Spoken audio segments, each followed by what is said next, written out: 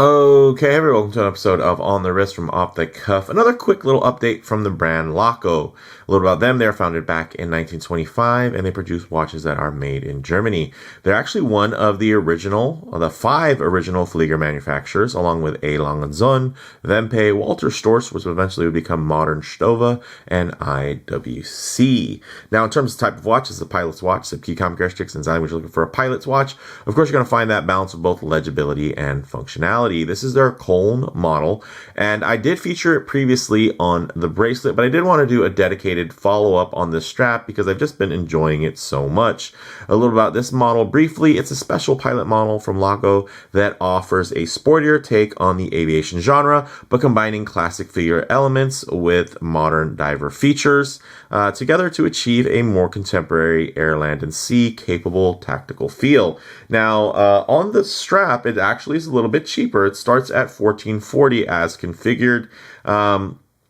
And this sample was kindly provided by the brand for the purpose of this review, but no brand ever has any editorial input on the video, and all thoughts and feedback are always my own. So if you guys have already seen the other video, just so you know, this one will just be a kind of a more abridged version, covering all of the specs, but really getting into the on-wrist elements as well as just the general aesthetic update by swapping straps. So with all that said, let's go ahead, zoom the camera out, get this piece in hand, and take a closer look. Okay, now again, we have featured this on the channel before, but it was on the bracelet. So for those of you who didn't watch that video, pretty straightforward bracelet, all milled, all solid, but ultimately quite function forward, and you know, it's not necessarily a selling point for the watch. It's more so just kind of a very standard option, which I enjoyed very much. But thankfully, also, this watch is just so versatile when you have it on this other strap here, known as their FiberTech hybrid strap. It just really updates the whole personality of the watch. It just gives it a more tactical, sporty feel, which I really, really enjoy. I mean, I definitely have paid a decent amount of money for straps that look like this, and it's hard to find them. I know there are some German brands that also have similar straps as well, and I just think it's really cool that Laco was able to kind of stumble upon this combination, because I think it is just really, really nice. Oh, also, quick shout out to Laco for, of course, providing some actual useful swag here, as you guys can see. If I can get the camera to focus, there you go. Nice little kind of suede sleeve here. And then the nice thing is, if you do have both bracelet options, you have one side that is thinner for the bracelet side, and then on the opposite side, you have a wider option, which is great for these traditional straps. So very, very cool in terms of that. Yeah, functional, and of course, a nice little keepsake from the brand. Now, here's the strap here, guys. Let's talk about, let's go ahead and breathe in the looks and the aesthetics, but let's talk about the dimensions. If you haven't seen this, the previous video, 41 millimeters in diameter, and that is the case diameter, because across the bezel, it's about 42.3. It's only 12.1 millimeters thick, and that's including the crystal, and just under 50 millimeters lug to lug. So a little bit longer on the lug to lug, but you can see it has a nice, very organic curvature to that case profile. So it's not super flat, so it's not like it's going to just jut out and overhang. So still quite wearable in my opinion. All brushed, and you can see here, very nice. Ooh, 60 click, unidirectional bezel with a nice loomed insert. And listen to this.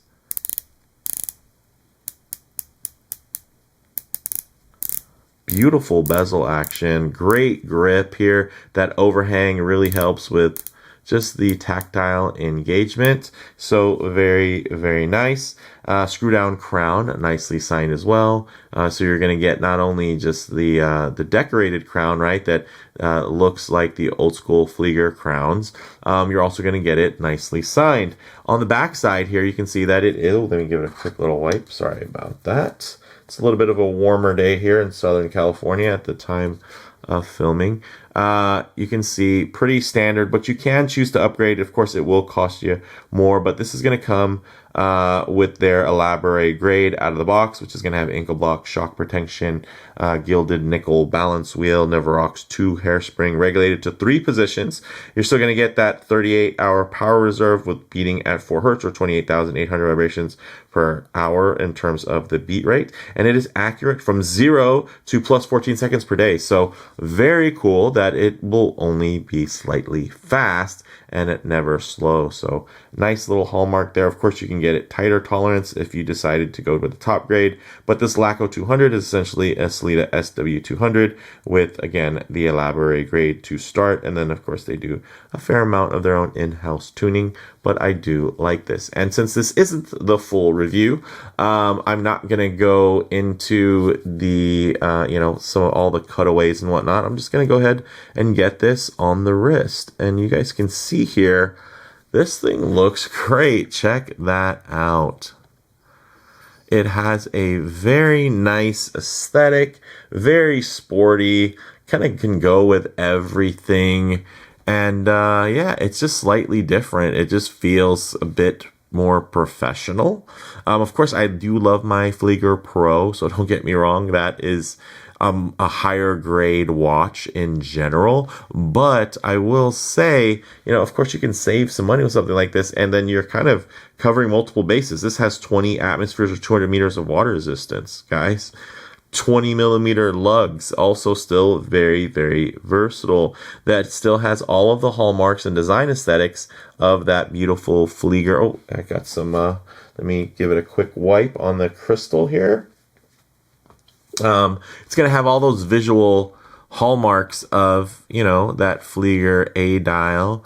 But it's also quite versatile, and I like that. It just feels like something that, during my time in the Marine Corps, I would have really enjoyed wearing. And the nice thing is this would look great, of course, worn at a tactical capacity. But I think this would even look good underneath the cuff of my dress blues.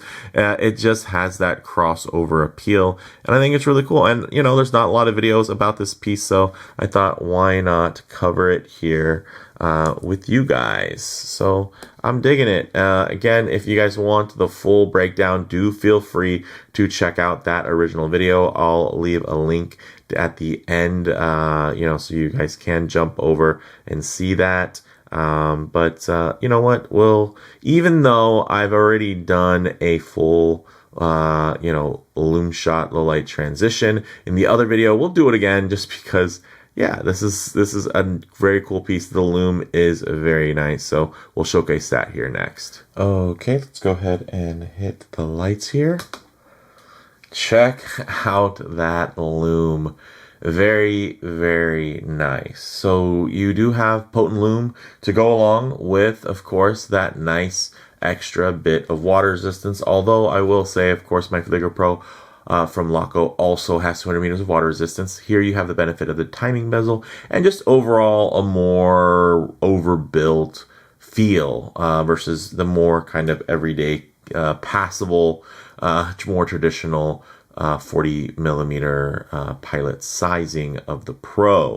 But one thing I always like to work in is going to be a bit of a low light transition, because you're always going to be out in the middle of a field enjoying direct sunlight. A lot of times you're going to be coming out of buildings, walking underneath the overhangs, or just hanging out underneath the shade of a tree. So it's nice to see what these colors, textures, and finishes render like in less than optimal lighting. As you guys can see here, guys, yeah, this works very, very nicely. And this isn't even like a full charge from like wearing out in the direct sunlight.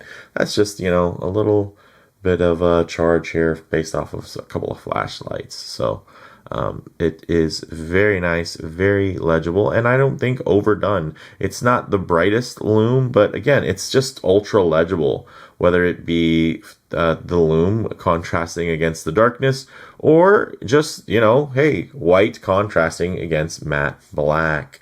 It's just very, very good looking and very, very capable. So yeah, again, this is kind of the abridged version here, guys, but I did want to just do a follow-up dedicated video to share this piece with me, because I know that, of course, as many subscribers as I have, the majority of my views come from non-subscribers, and that's really the story for most channels. I mean, most channels have 85% of their views come from non-subscribers, just because everyone subscribed to tons of things, and they, you know, just because you subscribe to me because you might have really liked a Seiko that I reviewed doesn't mean you're necessarily into Flieger watches or German-made watches, or maybe, you know, you watched my channel for micro brands, right? So I got to put the content out there for you guys to find. If you find it and you enjoy it, definitely leave me a like and hopefully a comment. Let me know some feedback there, guys. But just to kind of repeat my previous closing thoughts, first of all,